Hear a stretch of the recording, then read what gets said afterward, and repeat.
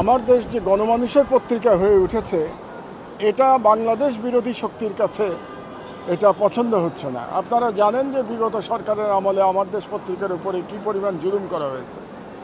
মহান জুলাই বিপ্লবের পরে আবার আমরা ফিরে এসেছি জনগণের অধিকারের কথা বলার জন্য, এবং আলহামদুলিল্লাহ গত এক বছরে আমার দেশ পত্রিকা অনন্য উচ্চতায় পৌঁছে গেছে। এখন আমরা যাদের বিরুদ্ধে লড়াই করেছি, প্রধানত ফ্যাসিস্ট হাসিনা সরকারের বিরুদ্ধে এবং ভারতীয় সম্প্রসারণবাদের বিরুদ্ধে, তো সেই লড়াই যারা করেছি তার মধ্যে একটা শত্রু বিতাড়িত হয়েছে, হাসিনার ফ্যাসিবাদ। কিন্তু ভারতীয় সম্প্রসারণবাদের আঘাত তো এখনও চলছে বাংলাদেশের বিরুদ্ধে। আপনারা জানেন যে ভারত থেকে বাংলাদেশের বিরুদ্ধে কিভাবে অস্থিতিশীল পরিবেশ তৈরির চেষ্টা চলছে। সুতরাং ভারতীয় সম্প্রসারণবাদের বাংলাদেশি দালালেরা তারা চাচ্ছে না যে আমার দেশ পত্রিকা চলুক, কাজেই তারা আবার ষড়যন্ত্রে লিপ্ত হয়েছে, তারা আবার পত্রিকা বন্ধ করতে চাচ্ছে, এবং এই কারণে এই ধরনের একটি জঘন্য মিথ্যাচার তারা চালিয়ে যাচ্ছে। প্রথম আলো এবং ডেইলি স্টার আক্রান্ত হওয়ার দুঃখজনক পরিস্থিতিকে কেন্দ্র করে, এবং যেখানে আমার দেশ চেষ্টা করেছে এটার বিরুদ্ধে দাঁড়াতে, এবং আপনারা অবগত আছেন যে আমি সর্বপ্রথম বক্তব্য দিয়েছি জনগণকে শান্ত থাকবার জন্য। এমনকি মাননীয় প্রধান উপদেষ্টা ডক্টর ইউনূসের বক্তব্যের আগে আমার বক্তব্য মিডিয়াতে এসেছে। শুধু তাই নয়, রাতের বেলা যখন আক্রান্ত হয়েছে প্রথম আলো এবং আমার দেশ, তখন আমার সঙ্গে ডেইলি স্টার, যখন প্রথম আলো এবং ডেইলি স্টার আক্রান্ত হয়েছে, তখন একাধিক উপদেষ্টার সাথে আমার আলোচনা হয়েছে।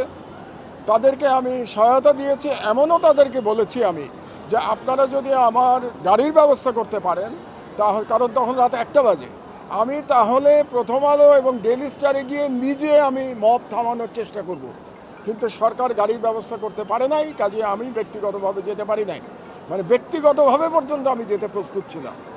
সেটার কোনো অ্যাপ্রিসিয়েশন না করে উল্টো প্রথম আলোতে যারা লেখেন সেরকম একজন ব্যক্তি মারুফ মল্লিক, তিনি অত্যন্ত লজ্জাস্কর, কী বলবো, ঘৃণ্যভাবে আমার দেশের বিরুদ্ধে তিনি বলেছেন যে আমার দেশ এটার পিছনে জড়িত আছে, এই ধরনের একটা ইঙ্গিত তিনি দিয়েছেন তার পোস্টে।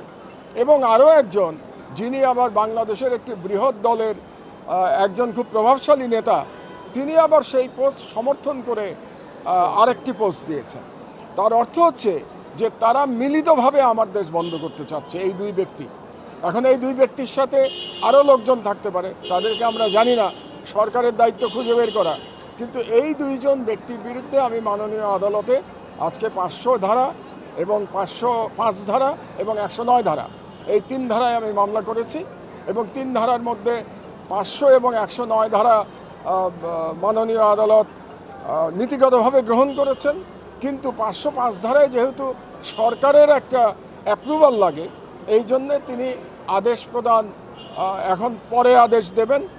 সম্ভবত 505 ধারার যে সরকারের যে অনুমতি লাগে, সেই অনুমতির জন্য অপেক্ষা করবেন, এবং আমি এখন সরকারের কাছে 505 ধারায় অনুমতি দেওয়ার জন্য আমি আবেদন জানাবো। মহম্মদ ভাই, মানে আপনি বিগত সরকারের সময় টার্গেটে ছিলেন, এখনো কেন আপনি টার্গেটে? কারণ হচ্ছে যে দুর্ভাগ্যজনকভাবে বাংলাদেশে ভারতীয় সম্প্রসারণবাদ গত 50 বছর ধরে বিকশিত হয়েছে, এবং ভারতীয় সম্প্রসারণবাদের বিরুদ্ধে আমার দেশ সর্বদা সচেতন থেকেছে, এবং ভারতীয় ন্যারেটিভের বিরুদ্ধে একমাত্র আমার দেশ লড়াই করে। আপনারা খেয়াল করেছেন যে বাংলাদেশ বিরোধী যে প্রচারণা চলছে এখন ভারতে, সেই প্রচারণাগুলো বাংলাদেশের সব পত্রিকা বলতে গেলে নীরব থাকছে। একমাত্র আমার দেশ দিনের পর দিন এই প্রচারণার বিরুদ্ধে নিউজ করে চলেছে।